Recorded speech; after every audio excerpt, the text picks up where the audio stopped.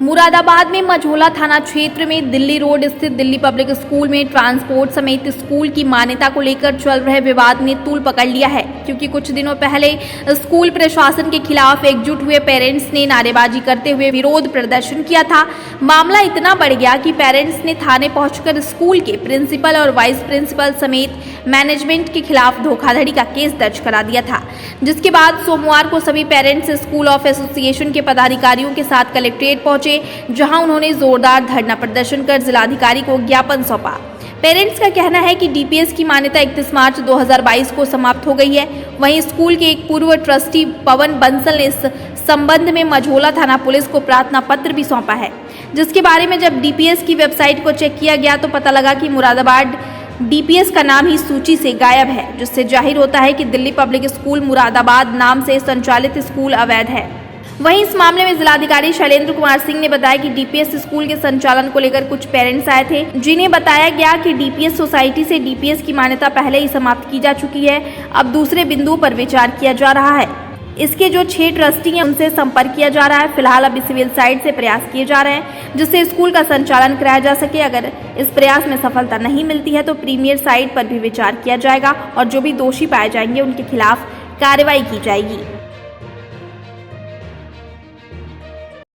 31 मार्च को लास्ट इनकी मान्यता समाप्त कर दी है। डीपीएस ने इनको लिख के दे दिया था कि बोर्ड और आप हमारा लोगों का यूज़ नहीं करेंगे, जिससे संबंधित मझोला थाने के अंदर एक कंप्लेंट पहले भी 6 तारीख के आसपास 6 मार्च को हो चुकी है। उसके बावजूद इन्होंने हमसे किताबें खरीदवाई हैं, बच्चों की यूनिफॉर्म खरीदवाई हैं और ये बात हमसे छिपा के रखी है कि इनकी मान्यता समाप्त हो चुकी है।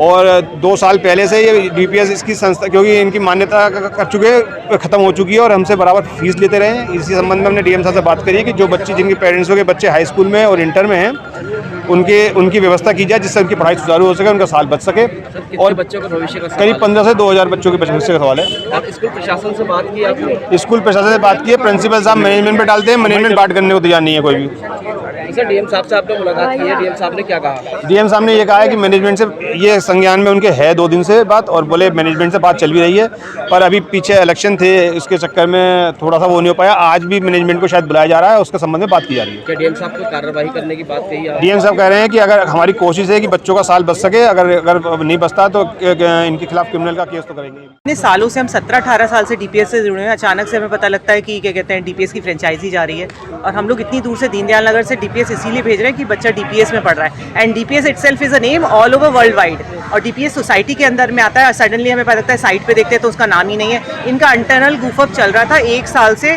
जो हम लोग को पता ही नहीं है। हम लोग ऑनलाइन बराबर हमारा पेमेंट जा रहा है, हमारे सारे फीसेस टाइम पे जा रहे हैं। पेरेंट्स की तरफ से कोई प्रॉब्लम नहीं है, सारी प्रॉब्लम मैनेजमेंट की है। टीचर्स बिल्कुल बराबर हमारे क्लासेस ले रहे थे, सब कुछ बहुत कोऑपरेटिव थे। प्रिंसिपल बहुत अच्छे हैं। इससे पहले डॉक्टर जगत थे, उससे पहले डॉक्टर पांडे थे। मेरा बेटा तो बड़ा वाला भी प्रेप से यहीं पढ़ा है, न्यूडिल उसके यूरोकिड्स के बाद। और हम लोग इतने सालों से जुड़े हुए हैं। हाँ जी, तो ये हमारी बेसिक प्रॉब्लम है कि आपका फ्रेंचाइजी चला गया, आपने बताया नहीं। ऑल ऑफ अ सडन आप शट डाउन कर रहे हो। अब 11 से 13 बंद है, 14 के बाद 18 तक गवर्नमेंट हॉलीडेज हैं। मतलब कोई फ्यूचर ही नहीं है। बच्चे के सारा कोर्स ले लिया हमने, all of a sudden we are running to the market, और कोर्स ले लिया हमने, सारे ड्रेसेस करवा लिया। आप डीपीएस के नाम पे आपने बसेस नहीं स्टार्ट करी, हमने प्राइवेट कैब स्टार्ट कर दिया बच्चों को, क्योंकि मुझे बहुत दूर पड़ा था। पूरा हम लोगों ने सीएम को भेज दिया, हमने डीएम को 8 तारीख को भेज दिया, सीएम को हमारा लेटर जा चुका है, पोर्टल पे डाल दिया है पेरेंट्स ने, और मैं अभी हार्ड कॉपी सबमिट करने आई। हम लोग सब पेरेंट्स आए हुए हैं मिलने, उनसे शायद बातचीत भी हो गई। मैं 5 मिनट लेट हो गई। इन सब बातों को लेकर बच्चों पर क्या प्रभाव पड़ेगा, क्या असर पड़ेगा? बच्चे रो रहे हैं। आप 9-10 के बच्चे, मेरा बेटा तो 6th में है, 9-10 और 12 का सोचिए, उनका तो बोर्ड है। आपने all of a sudden school कैसे, इनरोलमेंट के टाइम है, बोर्ड का टाइम है, और मेरा बेटा तो 6th में, मैं फिर भी शिफ्ट कर लूँगी। टीचर्स का फ्यूचर सोचिए आप। टीचर्स के बारे में एक टीचर से कनेक्टेड हूँ वहाँ पर, सारे सीनियर टीचर्स, और वहाँ सभी को प्रॉब्लम है। उनका तो फ्यूचर का सवाल है। मैं तो अपने बच्चे को यहाँ शिफ्ट कर दूँगी किसी भी स्कूल में, लेकिन लापरवाही है इसमें। मैनेजमेंट आ नहीं रहा है सामने। बात नहीं करें, आपस में तो बात करें, मीटिंग तो करें। प्रिंसिपल सर के और टीचर्स के फ़ोन नहीं उठाए जा रहे हैं।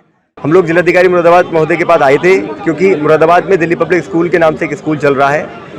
स्कूल में बहुत अनियमितता पाई जा रही है, अभिभावकों की लगातार शिकायतें आ रही हैं। 1 अप्रैल 2022 से स्कूल मैनेजमेंट ने स्कूल को रीओपन कर दिया, बट किसी भी तरीके की ट्रांसपोर्ट की सुविधा पेरेंट्स को उपलब्ध नहीं कराई बच्चों के लिए। दिल्ली पब्लिक स्कूल शहरी सीमा से करीब 7-8 किलोमीटर दूर है, तो अभिभावकों को काफ़ी जब भारी परेशानी आई तो स्कूल में पहुँचे। वहाँ पर उन्होंने इस बात की शिकायत करी, तो 1-2 दिन का आश्वासन मिला कि हम चालू कर देंगे। उसके बाद भी चालू नहीं हुई, तो उसके बाद सभी लोगों ने वहाँ हंगामा किया, अभिभावकों ने हमें भी शिकायत करी कि ऐसे ऐसे मामला है। तो उसकी और गहनता से जांच करी गई तो ये पता लगा कि डीपीएस मुरादाबाद की जो फ्रेंचाइजी है वो 31/3/2022 को समाप्त हो चुकी है और डीपीएस सोसाइटी की जो वेबसाइट है उस पर डीपीएस मुरादाबाद का नाम भी नहीं है। इसको लेके हमने आज जिलाधिकारी मुरादाबाद महोदय को हमने ज्ञापन दिया है। डीएम साहब ने ये कहा है कि हम लोग ट्रस्टीज़ को बुला के बात कर रहे हैं। ट्रस्टीज़ के अलग अलग गुट हैं, एक गुट को बुला के बात करी है, दूसरे गुट को बुला के बात कर रहे हैं। हम कोशिश कर रहे हैं कि सारे ट्रस्टीज़ को एक बैनर पर लेकर आएँ और स्कूल को किसी तरीके से सुचारू रूप से चलाने की कोशिश करें। डीपीएस स्कूल के संचालन को लेकर आज कुछ अभिभावक मेरे पास आए थे और उनको ये जानकारी दी गई कि डीपीएस सोसाइटी ने ऑलरेडी यहाँ के डीपीएस की मान्यता अपनी सोसाइटी से समाप्त कर दी है। अब जो डिफरेंट विकल्प हैं उस पर विचार किए जा रहे हैं। जो इसके 6 ट्रस्टी हैं कॉलेज स्कूल प्रबंध तंत्र के, उन 6 ट्रस्टियों से संवाद स्थापित किया जा रहा है और एडीएम सिटी साहब को कहा गया है कि इनसे बात करके इसका एक ऐसा हल निकालें जिससे बच्चों का भविष्य सुरक्षित रहे। इसमें एक विकल्प है कि डीपीएस सोसाइटी से फिर से रिन्यूअल कराया जाए, दूसरा विकल्प है कि किसी अन्य नाम से विद्यालय को चलाया जाए, तीसरा विकल्प कि अगर ट्रस्टी लोग नहीं चलाना चाहते हैं तो कम से कम अगले 2 साल तक विद्यालय का संचालन करें, जिससे जो बच्चे 9th या 11th में हैं उनका अपना कोर्स पूरा हो सके।